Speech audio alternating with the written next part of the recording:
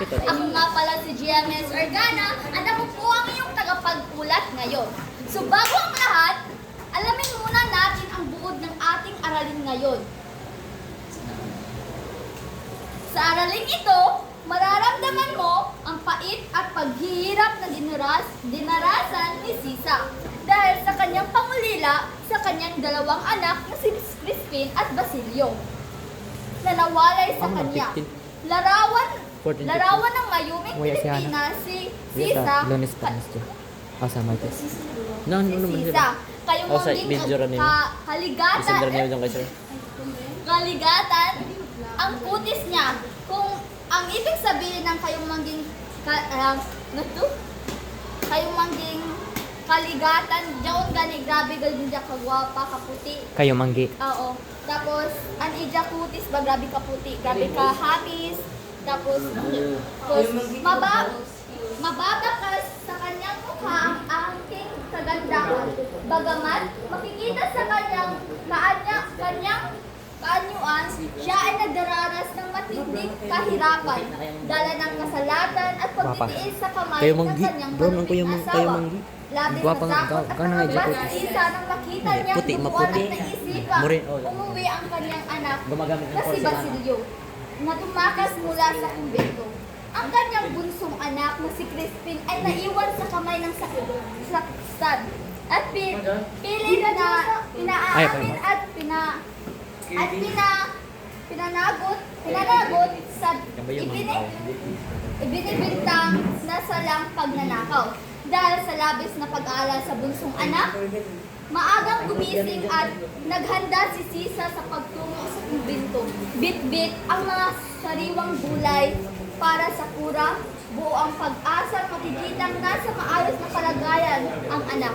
Ngunit, gayon na lamang ang pagkabagabag at pagdurusang naramdaman nang malaman niyang wala roon ang minamahal na anak.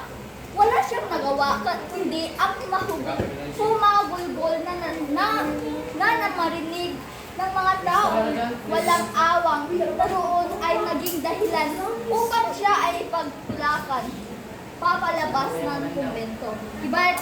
Ilabagat tagpakil si Sisa na palabas ng kumbento gani. Sa audit at amuad ka ang buod ng aralin. Atara. So, Simulan na natin. sisimulan na natin ang aking Pagkatalakay. bago ang lahat. Ako nga pala ulit si JMS Organ. So,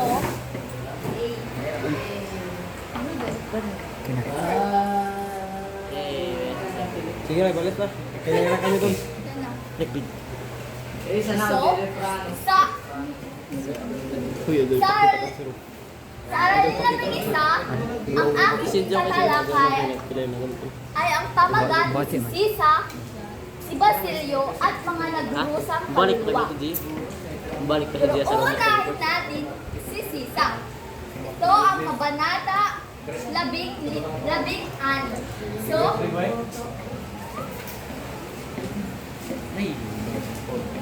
si Sisa.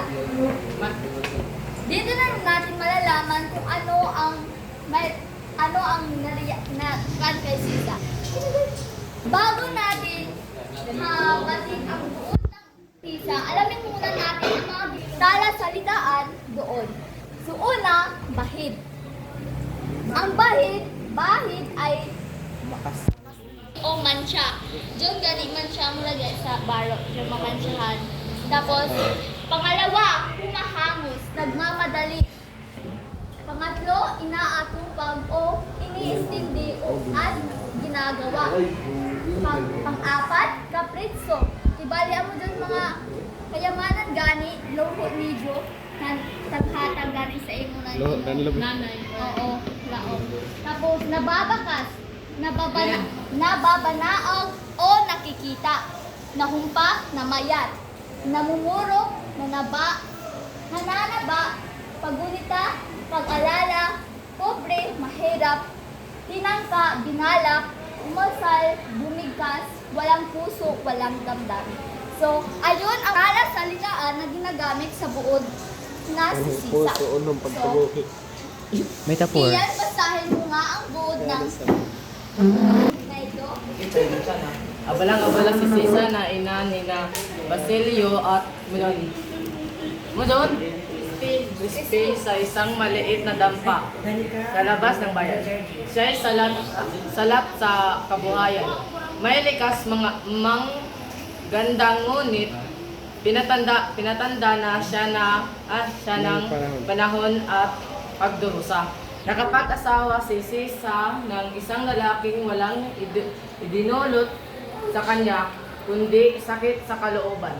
Tamad ito, mahilig sa sugal, irresponsable at nagpapagala-gala. Gala lang sa lansangan. Wala siyang pakialam sa kanyang mga mag-iina. Madalas pa nga ay binubogbog nito si Sisa kapag siya ay umuwi sa kanila. Abalang-abala si Sisa na ina ni Basilio at Crispin sa isang maliit ng bayan. Kibali, Sir.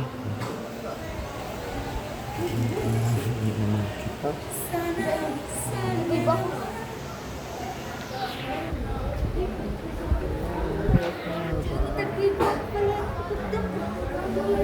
Ya, kira. Sorry,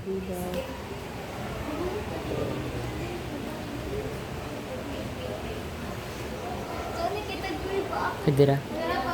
Uno ko. Ako iba.